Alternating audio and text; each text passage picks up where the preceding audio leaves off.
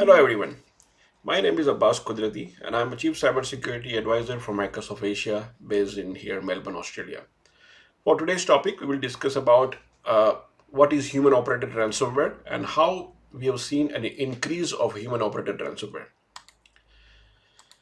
So starting with short introduction. So I've been in Microsoft with 3 years. Prior to that, I used to be a Chief Information Security Officer for a number of years and I'm also a part-time professor with Deakin University. And as a new hobby, I'm writing quite a few books these days. So my first book is almost released, and currently I'm working on two more books, as you can see on the screen.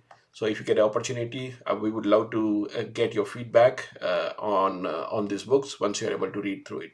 And if you're looking for a copy, please feel free to reach out to me on LinkedIn. I'll be happy to share with you some of the content from my book. So talking about our ransomware subject, irrespective of what type of business you are, which country you are, we have seen a constantly all types of business are being targeted towards different types of ransomware, in particular human operated ransomware.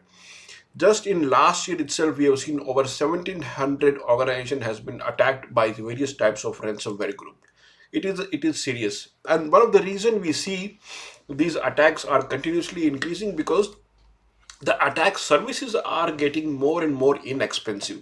As you can see it on the screen, just a simple 0 day attack, which can cost you from 5,000 to 350,000. That's the only set of attack which is the most costly. But otherwise, if you look at like DDoS, at $102, you can target somebody with a DDoS attack for a day. And ransomware kits are available as cheap as $60 to $66 upfront payment, or you can even have a 30% profit sharing model in a more affiliated mode. So as you can see, because of that inexpensive nature and easily available, we are seeing a huge impact of this ransomware on various economy. Just if you look at Asia Pacific, and this number is from Singapore dollar, so $3.6 million is an average annual cost of data breach within Asia in last 2 years, and this number is constantly increasing. And if you can see the headlines, Singapore, Philippines, Thailand, Vietnam, all these countries are getting targeted by ransomwares and data has been breached from these countries. Just if you want to pick up banking related malwares, we have seen a huge spike of phishing scams, almost 2,500% in the just first half of 2020 in Singapore. And the scammers are getting all kinds of varieties of scam. For example, they're impersonating companies like Microsoft and Google and AWS and many other. They impersonate individual personas as well, so sending an email from a CFO to a CEO, and then the CEO name to a CFO asking them to make a payment. So we have seen all these various types of ransomware. More than 180 investigations over a scam involving $1.5 million within Singapore. And if you look at the kind of industry, what you see on the right, e-commerce, social media, all these things are constantly being targeted. In Southeast Asia, we have seen the first half of 2019 itself, we saw Philippines had been targeted, Malaysia, Indonesia, Thailand, Vietnam. The numbers are keep on increasing. Let me just zoom it just for you can read it in little bit more detail. What kind of phishing scams are being used for targeting the companies. So just a quick highlight in terms of what is the current posture of Asia in terms of ransomware attack, and these numbers are from 2018, but this is almost similar to 2019 and 20. If you look at it, Asia Pacific region is 1.7 times higher as compared to global, and one of the top most targeted companies for ransomware is Vietnam, Indonesia, and India among the top three, and the lowest one is Japan, New Zealand, and Australia. So what kind of things we are seeing attackers are doing? So attackers are trying to do escalations of ransom once they are able to get foothold of your company. We have seen double extortion and extortion. We have also seen some even the triple extortion type of a scenario, where what happens in a case if your data has been encrypted using the human operated ransomware technique. They will first target your company, asking you, said, we want your ransom, we want the money as a ransom to give you the encryption key. That's the first way. Second way, second method, what they do is, or second double extortion, what they do is, they even though they have the copy of the data and you paid the ransom, they will go ahead and sell the data to your competitor or any party who will be interested in getting your data. So that's the second way of money they get. The second method, they will make the money out of it. The third method, I call it the triple extortion, is they will contact the individual whose data they have it, and they will say that, hey, we have your data, you pay us the money and we will remove your data and sell all the other data, but your data will be excluded from them. So in a three different manner, they are trying to make the money out of any kind of ransomware attack happens in that place. So just a quick evaluation of ransomware. We have seen CryptoLocker all the way from 2013 to seen WannaCry in 2016 and NotSopatia. They were all, we call it a traditional ransomware model. But from 2017, 2018, 2019 onwards, 19 onwards specifically, we have seen a human operated ransomware. Now, I have used human operated ransomware multiple times. What actually is human operated ransomware? So in case of human operated ransomware, as the name suggests, a lot of time has been spent hands on keyboard. There is a more manual effort, more human effort when they try to attack somebody with a ransomware. So typical commodity ransomware, email has been sent, file has been encrypted, screen is locked, browser is locked. They will install a malicious code and they will infect the machine with a ransomware, and they will put a screen that pays the money. But in case of commodity ransomware, it is a simple method they follow: exposure, infection, dynamically install the process, get whatever they can do it, and then clean up the details by sending a ransom note and deleting the shadow copy itself, and the code of malicious code will be automatically deleted. So these are more click and forget type of method. They are sent out as a mass email and as a mass method, and wherever whoever gets lucky, whenever and whichever ransomware person gets lucky or the person gets infected, they have to pay the money. But that's not the case, especially when the human operated ransomware. This is a very high impact scenario. That's the main difference towards that. There is, let me just run through the slide so it can come up properly for us to discuss it. Yep, one step back. Yep. So in this case, what happens? The main differentiator here is the human operated ransomware. It is a very high impact business. So in this case, the organization who are using this method, they spend lots of time researching a particular company. They spend lots of time in identifying that their target. They do lots of research, and once they get hold of that particular, once they create a footprint within that company who they are targeting, they will spend lots of time in understanding their network. They're trying to monitor what kind of communication is going around. They will slowly and take their own sweet time to exfiltrate the data and remove all the tracks. So that way they spend even months and months within that company to make the maximum damage. And not only that, they will even target and look at who are their customers and how they can take advantage of targeting those customers as well. That is why these are really high impact, and they're continuously growing into that field. Okay, just some examples of a human operated ransomware. Trojan, they install a Trojan, they will disable your antivirus, they will do the credential theft. In that case, they will use various mechanisms such as Cobalt Strike or any other payload which they can find, and they will continuously change their payload as well. Right? They will do the network reconciliations. They will create additional background. They will clear their footprints and clear their log. They will take the data out and then they will start ransomizing it. So it's a nice complete chain of command, a complete chain of instruction. They follow step-by-step approach and spend lots of time in researching their target. Right? Especially we have seen during COVID-19 outbreak where lots of not-for-profit companies and even including private sector companies has been targeted with that particular method. Actually, I have a use case as well, which I will show it to you. So the differentiate between them, Commodity or a traditional ransomware, they target individual, while human operated ransomware, they target the entire company. This kind of ransomware commodity is a more of a pre-programmed, while this is highly customized and highly targeted toward that particular company. First one is very opportunistic. This is very calculated target, very calculated risk in terms of which kind of data they are trying to encrypt, and what data they will go to exfiltrate, and who they will sell and how they will sell it. Very sophisticated and very targeted and very planned method. They do it as a part of the human operated ransomware. So since I was talking about Cobalt Strike, as you can see, they use number of different mechanisms.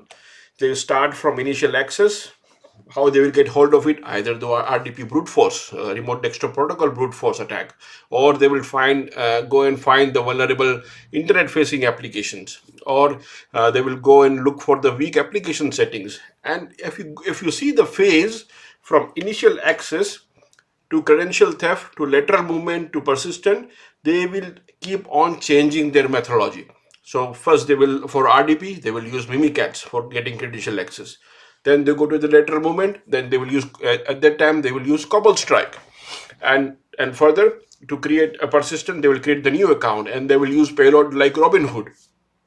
As you can see, varieties of various methods, from Cobalt Strike to Maz as a payload, or Pony Final as a payload, or Reveal as a payload. There are a number of different variants which you will, if you are very active in threat hunting kind of an exercise, you will find all this kind of payload and IOC within your threat hunting methodology to go and hunt for the specific targeted campaign on human operated ransomware. Okay. So pattern what they follow. This is the typical pattern. We have seen it. So how do they start with? They start with entering the organizations or entering the environment, for which they will either do the RDP access, which I talked about, or they will do the credential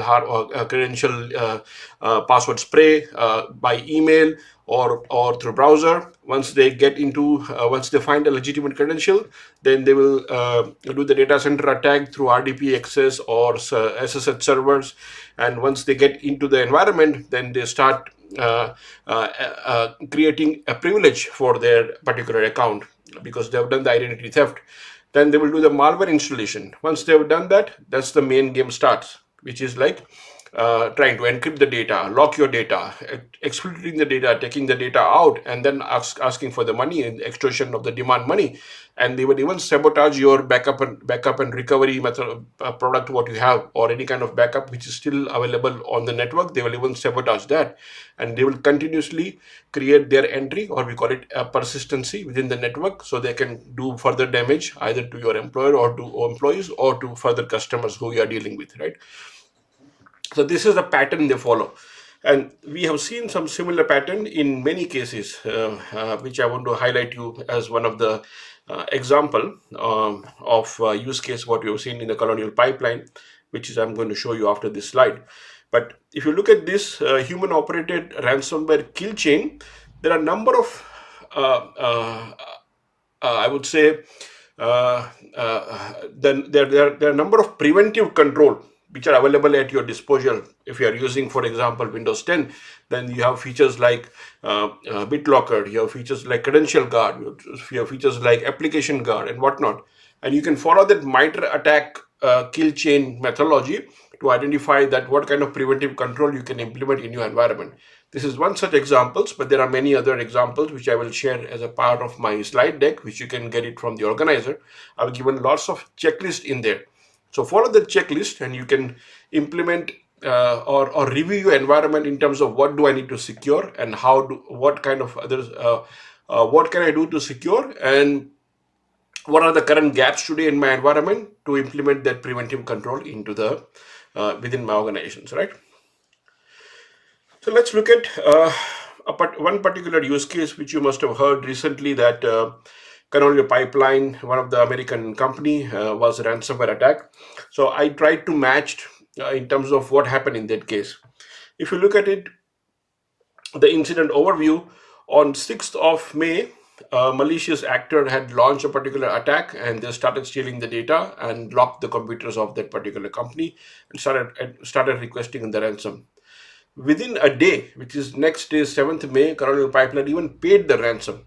And on 8th of May, Colonial Pipeline then publicly announced that they have been attacked and they will shut down the servers and pipeline, and started making the second public announcement later on. And FBI came into the confirmation that the dark side ransomware had caused this particular impact, or caused that particular scenario within the Colonial Pipeline. But if you look at the pattern, remember the previous two slides which I showed you, exactly same methodology in terms of how they have operated. So if you look at it, dark side ransomware, how it had worked, same way, entering the organizations, they use brute force and password attack and phishing email.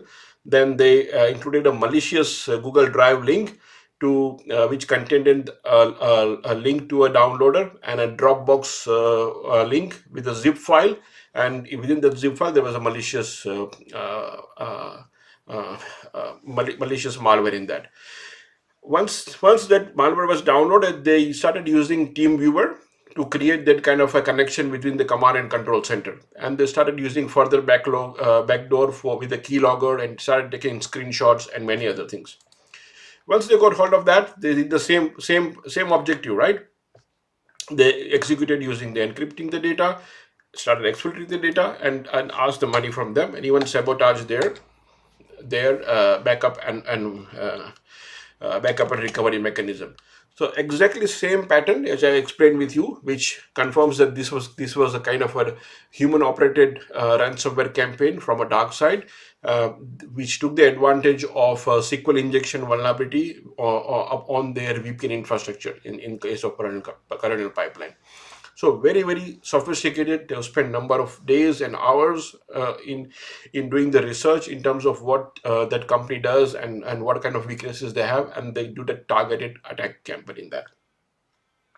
So if you look at it, how we are mapping. So LAPS, multi-factor authentication, RDP lockout policy, all those things can stop you from initial access.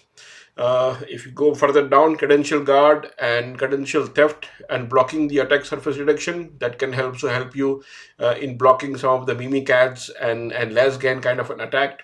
And furthermore, you can even implement tamper protection features as well, which can help in protecting your antivirus being tampered or antivirus being disabled, or trying to sabotage your any kind of a backup and recovery plan.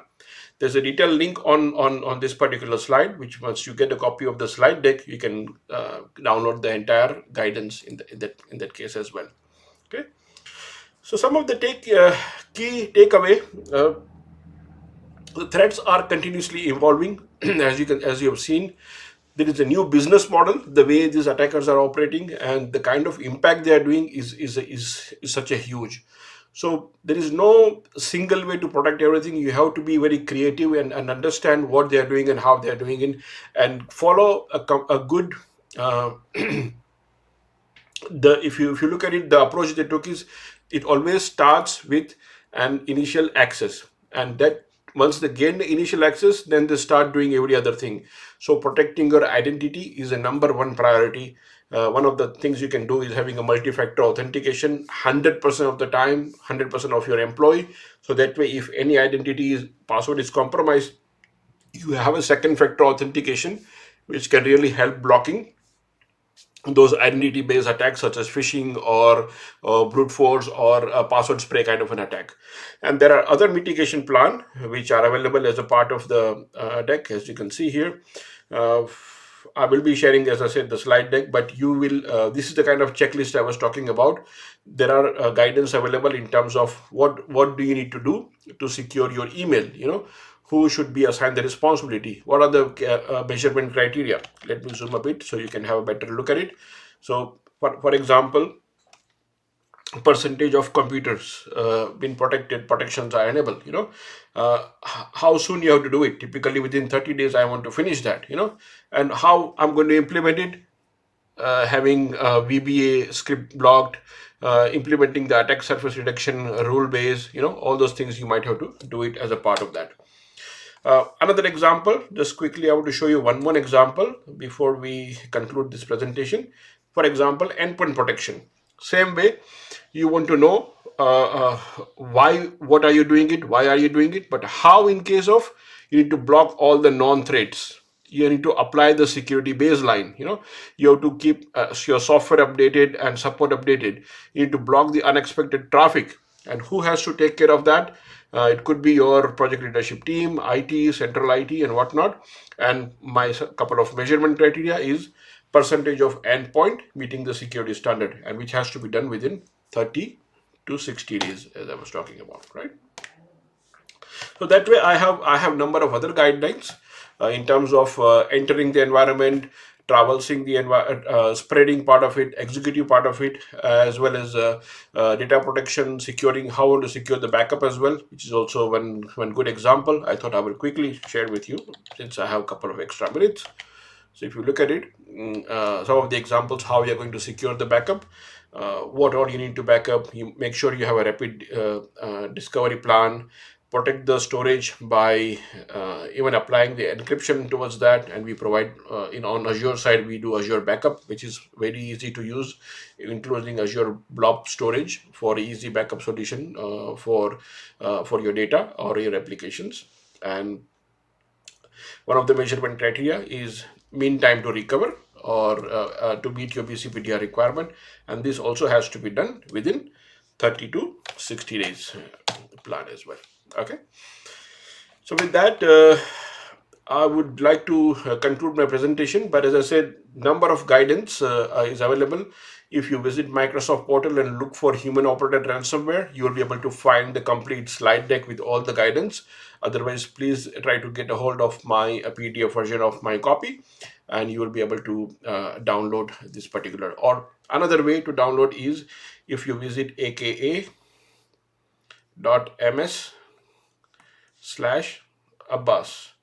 You will find a conference folder here on this particular URL. You can download this presentation, and I have many other interesting presentation which I do for many public forum, which you can also get a copy of from there as well. With that, thank you for your attention. I hope you were able to find some value and understand what is the difference between the traditional commodity-based ransomware and how different is a human-operated ransomware and how much it is impacting the economy within Asia itself by targeting those individual company, and some mitigation step which I shared with you. Please go in and read through more. I know 20-25 minutes is not enough for this topic. It does require lots of reading and lots of understanding in terms of what and you need to do and how you can protect your environment. Thank you for your attention and have a good day.